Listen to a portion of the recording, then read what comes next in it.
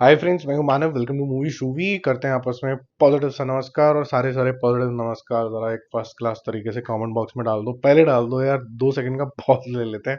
Episode number 53 जो है तब शुरू कर लेंगे। मतलब बिल्कुल पॉज है, 1 मिनट डाल दो, थोड़ा अच्छा लगता है, थोड़ी इंकरेजमेंट होती है कि मतलब अगला वाला बंदा भी स्माइल के साथ इस वीडियो को देख रहा है। 10 बातें करेंगे जिसमें हम वेनम द लास्ट डांस की बात करेंगे, सनी पाजी की नेक्स्ट मूवी की का शफल कुछ हुआ है उसके बारे में बात करेंगे, अक्षय कुमार की और मूवी आ रही है, सलमान खान ने कुछ तिगड़म लगाया, वो फिर से शूट के ऊपर पहुंच गए हैं, वो क्या करने वाले हैं, कंगना की इमरजेंसी रिलीज भी होगी कि नहीं होगी, बेबी जॉन का टीजर, ऐसी बहुत सारी बातें, 10 बातें हैं एक साथ। मतलब एक ब्रेथ में बोल भी नहीं पाएंगे, कोशिश करेंगे 30 से 45 सेकंड में हर एक चीज में एक ओपिनियन रख पाए। देखो, वेनम जो फर्स्ट पार्ट आया था मेरे को बहुत इंटरेस्टिंग लगा था, जहां पर एक ऑलमोस्ट ऑल्टर ईगो से आप एक कॉन्वर्सेशन कर रहे हो और वो आपके अगेंस्ट है, फिर लेकिन एक दूसरे के ऊपर डिपेंडेंसी होने की वजह से आप जो है संगठन कर लेते हो। और सेकेंड पार्ट के अंदर ये जो एंटिटी है और ये जो है एक ही हो जाता है, तो आप वो एक्सेप्टेंस मोड के अंदर चले जाते हो। थर्ड पार्ट के अंदर आपको अब लार्जर देन लाइफ दिखने वाला है, जहां पर ये जो एंटिटी जहां से आई है वो लोग भी शायद इसको लेने आ गए हैं। लार्जर इंटर टेरेस्ट्रियल ये जो सारी चीजें ये सब शुरू हो जाएगी और ये लास्ट डांस के अंदर ये एंटिटी वापस चली जाएगी या इसके लोग मर जाएंगे, यही यही रह जाएगा, ये सब सस्पेंस होगा। बहुत सारे इंपॉर्टेंट कैमियोज भी होंगे, स्पाइडरमैन, ये वो सब चीजों की भी बातें चल रही हैं। तो इसको लेके भी काफी ज्यादा एक्साइटमेंट है। ये 25 अक्टूबर को रिलीज होनी थी और इसका एक क्लैश भी था, उसके बारे में हम आगे बात करेंगे, लेकिन ये क्लैश अवॉइड हो गया और एक दिन पहले ये रिलीज हो रही है 24 अक्टूबर को। और मेरे ख्याल से ये मूवी वर्क करनी चाहिए, बिकॉज ब्रॉडली स्पीकिंग ये जो दोनों के बीच में कॉन्वर्सेशंस होती हैं वो काफ़ी मेरे ख्याल से इंगेजिंग भी है, फनी भी है और आपको देखने में मज़ा आता है। But just that second part में जैसे बस वन वर्सेस अनदर करके बस छोड़ दिया था, वैसा ना करें, थोड़ा सा और डीपर जाएं, इमोशनली एंगेज करें। सेकंड नंबर पे जो न्यूज़ है वो है सनी पाजी की। सनी पाजी अचानक से लाइमलाइट में आ गए, उनकी हर न्यूज़ बड़ी न्यूज़ हो जाती है after Gadar 2 and rightfully so, because it was such a big hit. तो जट नाम की मूवी जो उनको बिल्कुल सूट भी करता है नाम, गोपी चंद के साथ, वो रिलीज हो रही है और 18th या 19th को इसकी फर्स्ट लुक आउट होनी है, ऐसा कुछ बोला जा रहा है। मैक्सिमम बाय 21st ही आउट हो जाएगी और फर्स्ट लुक के अंदर अलग तरीके से इनको प्रेजेंट किया जाएगा, खतरनाक तरीके से। और लाहौर का जो 1947 का जो रिलीज पीरियड था, विच वॉज रिपब्लिक डे 2025, अब ये खाली हो गया क्योंकि वो थोड़ा सा और आगे पुश होगी, वो जून के आसपास रिलीज होगी जब समर वेकेशन होंगी।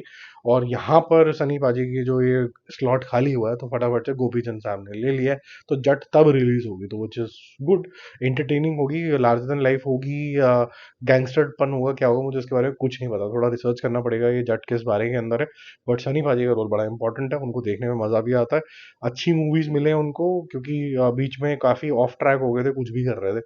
तो hopefully will get his audience back now and good scripts.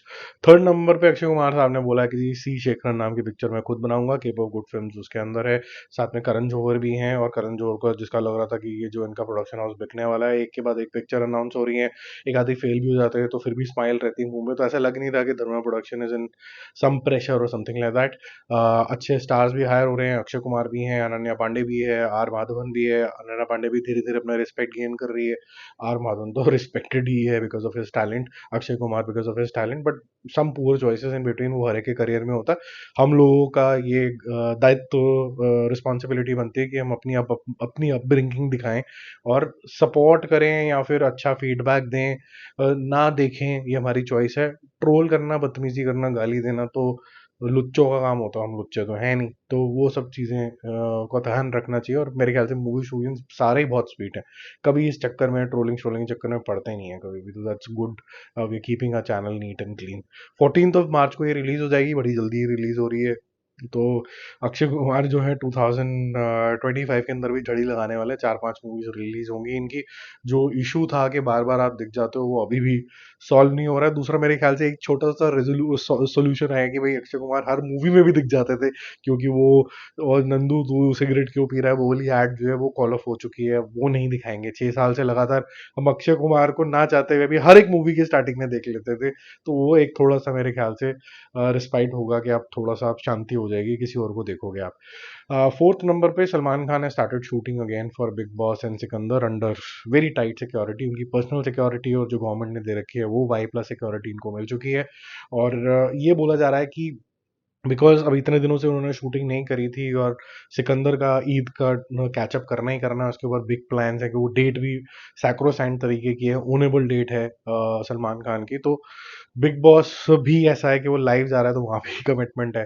तो इसके बीच में सिंघम अगेन का कैमियो कैसे करेंगे, और वहाँ पर भी अच्छा खासा टाइम चाहिए। लार्ज स्केल पे ही शूट होता है, जो कुछ भी शूट होता है सलमान खान को लार्ज स्केल में ही दिखाना पड़ेगा अगर कैमियो भी है। या फिर सिर्फ डायलॉग के हिसाब से छोड़ दिया जाए, जैसे कि सिंघम सूर्यवंशी के लिए किया था। तो वैसा भी कुछ हो सकता है, लेकिन अभी डाइसी लग रहा है कि कैसे शूट होगा। चाहेंगे कि शूट हो जाए और कुछ वॉइस ओवर या फिर कोई हाफ लुक कुछ तो दिख जाए। दो डायलॉग ही दिख गए तब भी पब्लिक जो है वो पागल हो जाएगी। तो चलते हैं 5वें नंबर की न्यूज़ में। कंगना रेनॉट ने बड़ा खुशी मनाई है कि उनको इमरजेंसी का सर्टिफिकेट मिल गया है। इसकी कोई डेट अनाउंस नहीं हुई है, डेट देखी जाएगी आगे क्या होगा। बट आगे नीचे जो कमेंट बॉक्स में देख रहा था तो किसी ने कोई खास एक्साइटमेंट दिखा ही नहीं। आप एक्साइटेड हो तो बताना कि कितना एक्साइटेड हो। 6 नंबर पे बेबी जॉन का जो टीजर है वो 1 नवंबर को रिलीज होगा, विद सिंघम के साथ ही अटैच हो रहा है। तो इंजॉय करना। ये 1.5 मिनट का टीजर है, प्रिसाइजली 1.30 मिनट्स का। और इसको वो 5 मिनट वाले से कंफ्यूज मत करना। 5 मिनट वाला एक कट था जो डिस्ट्रीब्यूटर्स और फर्टर्निटी को दिखाया गया था, just to showcase how the film has turned up, ताकि वो और लोग उसके ऊपर रुझान दिखा पाए, which is a good practice to do. आप प्रोडक्ट दिखाओ, सिर्फ नाम के ऊपर मत जाओ, एक्चुअली में देखो कि उसके अंदर क्या हो रहा है। वो अलग पर्पस के लिए था। ये टीजर जो है शॉर्टर टीजर है, ये 5 मिनट वाली कहानी नहीं दिखने वाली। 7 नंबर पे नवंबर के अंदर काफ़ी लेस रिलीजेस हैं, और धीरे धीरे आपने नोटिस किया होगा कोई ना कोई पुरानी रिलीजेस भी हो रही हैं। अब जो टिप्स हैं, तुरानी साहब उन्होंने बोला है कि रमेश तुरानी साहब ने कि भाई मैं भी अपनी पिक्चर रिलीज कर देता हूँ, कुछ सिग्निफिकेंट थी और आज के ज़माने में रेलिवेंट भी हो सकती है। जैसे बॉबी देओल अब फिर से रिस्पेक्टफुल हो गया है तो सोल्जर दोबारा रिलीज हो सकती है। जिनको लगता है कि रणबीर कपूर ने ज़्यादा कॉमेडी रोल्स नहीं करे हैं, मेरे ख्याल से बहुत ही ब्रिलियंट रोल किया था, और मैंने ये पिक्चर 3-4 बार देखी थी। अजब प्रेम की गजब कहानी। और लास्ट का जो वो होता है ना, कंफ्यूजन वाला जो होता है, एक दूसरे को मार रहे होते हैं, इधर उधर हो रहा होता है, वो डायलॉग्स और वो जो एग्जीक्यूशन है वो नेक्स्ट लेवल का था। और इमोशन भी अच्छे खासे हैं, लव स्टोरी भी बहुत अच्छी चलती है कटरीना कैफ के साथ। तो ये अगर आपने नहीं देखी है तो ये मूवी हाईली रिकमेंडेड है, जरूर देखो, it is a good time pass. तो ये सब रिलीज होने वाला है नवंबर के अंदर। 8 नंबर पे जो सिकंदर का किसी ने पूछा था कि भाई बीजीएम कौन दे रहा है, तो वो दे रहा है हर्षवर्धन रमेश्वर। ये वही इंसान है जिन्होंने बैकग्राउंड म्यूजिक दिया था किसका, एनिमल का, और वो कितना तोड़ू था सबको पता है। और टूटेगा मामला, ये ऐसा नहीं कि यहाँ रुक जाएगा, क्योंकि अनिरुद्ध देगा अटली का साथ जो सलमान खान की पिक्चर है उसका म्यूजिक। तो फ्रॉम अ म्यूजिक परस्पेक्टिव, क्योंकि म्यूजिक बहुत ज्यादा इंपॉर्टेंट हो जाता है, एक signature tune relatable to the star बहुत इंपॉर्टेंट हो जाता है। आज अगर एक ट्यून बजती है तो आपको पता चल जाता है कि जवान की बजी है। तो ये चीज़ें थोड़ी सी सलमान खान की लाइफ से मिसिंग थी, इससे पहले नहीं मिसिंग थी। अगर आप बोलो आज भी म्यूजिक चला दो उसका, वांटेड का, तो आप इमीडिएटली पहचान लोगे। तो जितनी भी सिग्निफिकेंट मूवीज होती हैं वहाँ एक दो गाने और बीजीएम बहुत इंपॉर्टेंट होता है। I think Salman Khan is paying attention to that and he will bounce back with some massy avatar, hopefully सो।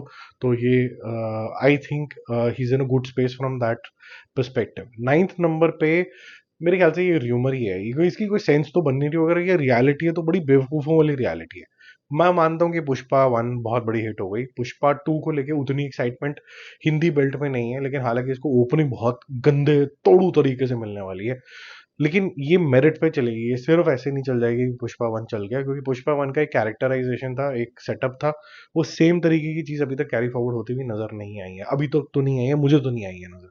900 करोड़ का प्री सेल्स हो गया, ये दावा किया जा रहा है। मुझे नहीं लगता कि ये फिगर कहीं से भी सही है, क्योंकि अगर थिएटिकल राइट्स थिएटर में 650 करोड़ रुपीज के बिके, तो ओटीटी जो है 270 करोड़ रुपीज के आसपास बिका है, और ओवरऑल बेसिस पे 900 करोड़ रुपए अगर आ गए, तो इसका मतलब क्या है, OTT 270 is unimaginable for this one. कि आप सोच रहे हो पता नहीं क्या ही दुनिया आ जाएगी इसको देखने के लिए, चलो 2 मिनट के लिए फिर भी अज्यूम कर लेंगे। 650 करोड़ रुपीज में अगर ये बिकती है तो थिएटर्स के अंदर, तो इसका मतलब ये हो गया करीबन 1200 करोड़ की इसको कलेक्शन करनी पड़ेगी, तब तो ये कहीं जाके डिस्ट्रीब्यूटर्स के लिए प्रॉफिटेबल होनी शुरू होगी। तो 1400-1500 करोड़ में तो इनके पेट ढंग से भरने शुरू होंगे। तो मतलब what are we saying, that Pushpa has a potential of 1500 crore, that is ambitious, I would say. I'm not, I don't want to use this word bullshit, but yes, it is very ambitious. ये इतना बड़ा खेल हो जाएगा मुझे नहीं पता, और इतना तेलुगु मार्केट का एपेटाइट भी है कि नहीं है मुझे नहीं पता, क्योंकि अगर आप देखें RRR के अंदर वो भी 1250 करोड़ रुपए गई है मैक्सिमम हायर साइड में, ऑल लैंग्वेजेस पुट टुगेदर। तो हम पुष्पा 2 से कुछ मैजिकली एक्सपेक्ट कर रहे हैं। ठीक है, तो और वहाँ पर टिकटों के भी प्राइसेस का ऊपर नीचे चलता रहता है, और वैसे पुष्पा 2 ने प्रीमियम प्राइसिंग मांग ली है आंध्र प्रदेश में, और उनको मिल भी जाएगी। लास्ट नंबर पे चलते हैं, जो मुझे बात समझ में नहीं आई। आज सिंघम रिलीज हुई है, बहुत से लोगों ने जाके देख के आओ, तो मेरे पास बैंडविड्थ ही नहीं थी, मैं देख ही नहीं पाया। और देखना भी हो तो ओटीटी के ऊपर देख लूंगा, थिएटर में नहीं जाऊंगा इसके लिए, मतलब बड़े टीवी वीवी पे, होम थिएटर पे देख लूंगा। मेरे को एक चीज समझ में नहीं आई, यहाँ पर आप देखेंगे कि फर्स्ट पार्ट में कोई और हीरोइन थी, सेकंड पार्ट में आपकी करीना है, थर्ड पार्ट में फिर से करीना है। फर्स्ट पार्ट में अगर हम 2 मिनट के लिए साइड करें, तो सेकंड पार्ट के जो कैरेक्टर्स है वो कैरी फॉरवर्ड हो रहे हैं 3 के अंदर, तो 1 को क्यों रिलीज किया? 1 का क्या लिंकेज है? अगर 1 का लिंकेज 3 से है तो फिर और बड़ी प्रॉब्लम है, क्योंकि फिर एक कैरेक्टर जो है वो गायब हो जाता है, फिर करीना बीच में आ जाती है। ये थोड़ा सा मैटर जो है कंफ्यूजिंग है। मेरी समझ के हिसाब से अगर रिलीज करनी थी तो सिंघम 1 और सिंघम 2 करते कि भाई ये कैरेक्टर को दोबारा से लिव कर लो, या फिर सिंघम 2 करते, ताकि सिंघम 2 क्योंकि फ्रेश ही स्टोरी थी वो, कोई लिंकेज तो था नहीं, सिर्फ एक कैरेक्टर सेम था। तो वहां से फिर कैरेक्टर्स आगे चले जाते, वो थोड़ा आसान हो जाता, वहां से आपके पास और भी कैमियो वैमियो ये सब कहानियां भी थोड़ी सी खुल खला जाती, ये सब चीजें भी हो जाता। तो मुझे लगता है कि थोड़ा सा ये सिंघम वाला पार्ट क्यों कर दिया और सिंघम 2 क्यों नहीं करा? ऐसा तो है नहीं कि लोग सिंघम एज अ कैरेक्टर भूल गए हैं, तो अरे याद है क्या तुम्हें सिंघम? सिंघम तो कार्टून कैरेक्टर भी बहुत फेमस हो गया। तो मुझे नहीं लगता कि ये राइट स्ट्रैटेजी है, सिंघम 2 रिलीज होनी चाहिए थी। इसके बारे में आपका क्या विचार है? कमेंट जरूर करना। Bye bye.